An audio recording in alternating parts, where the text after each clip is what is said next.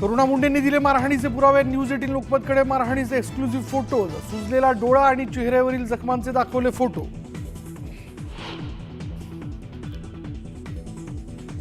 धनंजय मुंडेंविरोधात करुणा शर्मांनी केलेले आरोप कोर्टाकडून अंशतः मान्य। करुणा मुंडेंना दरमहा 2 लाखांची पोटगी देण्याचे आदेश।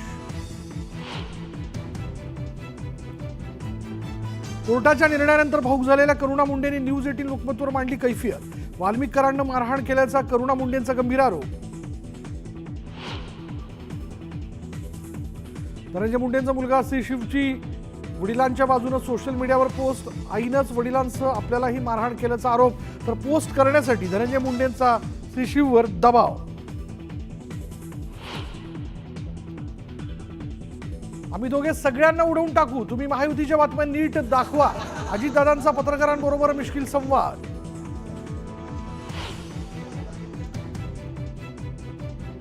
सोयाबीन खरेदीला 1 महिन्याची मुदतवाढ द्या, नाहीतर राहिलेलं सोयाबीन मुंबईतील अरबी समुद्रात फेकून देऊ। शेतकरी नेते रविकांत तुपकरांचा इशारा।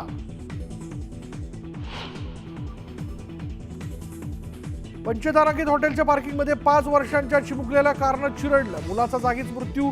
नाशिकच्या पाथर्डी फाटा परिसरातली घटना। नालासोपाऱ्यात आरक्षित जागेवरील 41 इमारतींवरील महानगरपालिकेची तोडक कारवाई सुरू। अनधिकृत इमारतीत राहणाऱ्या रहिवाशांना बाधित प्रमाणपत्र देत पालिकेकडून सांत्वन। बदलापुरातील फेक एन्काउंटर प्रकरणात मोठा ट्विस्ट। पुढे केस लढायची नसल्याची अक्षय शिंदेच्या पालकांची भूमिका। कुणाचाही दबाव नसल्याचाही दावा। कल्याण शिळफाटा रस्त्यावरील पलावा जंक्शन जवळ वाहतूक कोंडी। निळजे उड्डाणपुलाच्या कामामुळे रस्ता 5 दिवस बंद। दुसऱ्या पुलावर वाहतूक कोंडी।